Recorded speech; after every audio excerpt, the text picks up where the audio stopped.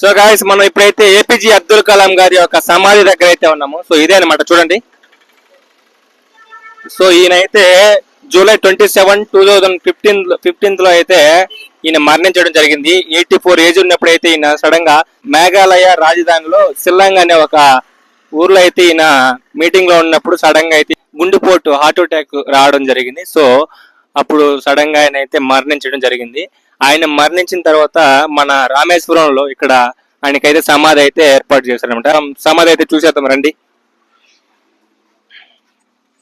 So sad ఇక్కడ కూడా మనకు మొబైల్ అయితే లోపలికి అలో చేయని అంటున్నారు.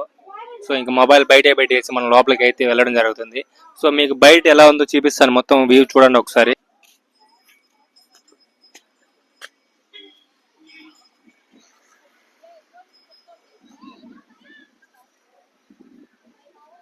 సో ఇక్కడే చూడండి మొబైల్స్ చెక్ చేస్తున్నారు. మొబైల్స్ అసలు అలో లేదు.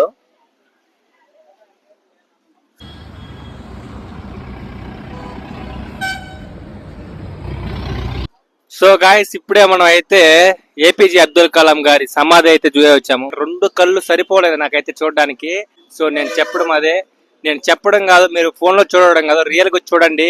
మొబైల్ ఎందుకు అలో చేయలేదో నాకు ఇప్పుడు అర్థమైంది. సో నాకైతే పిచ్చిగా నచ్చింది. ఇంత గొప్ప వ్యక్తిని నేను రియల్ గా చూడలేకపోయానని చెప్పి నేనైతే సో చాలా బాధపడతా ఉన్నా. సో చాలా గొప్ప వ్యక్తి అనమాట. మన ఇండియాలోనే గొప్ప గొప్ప వెపన్స్ అన్ని తయారు చేసిన వ్యక్తి మన ఏపీజే అబ్దుల్ కలాం అనమాట. సో అదనమాట. ఇంకా మొత్తానికి తెలిసే ఈయన ఒక గొప్ప సైంటిస్ట్ అనమాట. ఈయనకు సంబంధించినటువైతే ఇక్కడ ఉన్నాయన్నమాట. ఈ మెమరీబుల్లో కళ్ళు 2 సరిపోవట్లేదు చూడడానికి.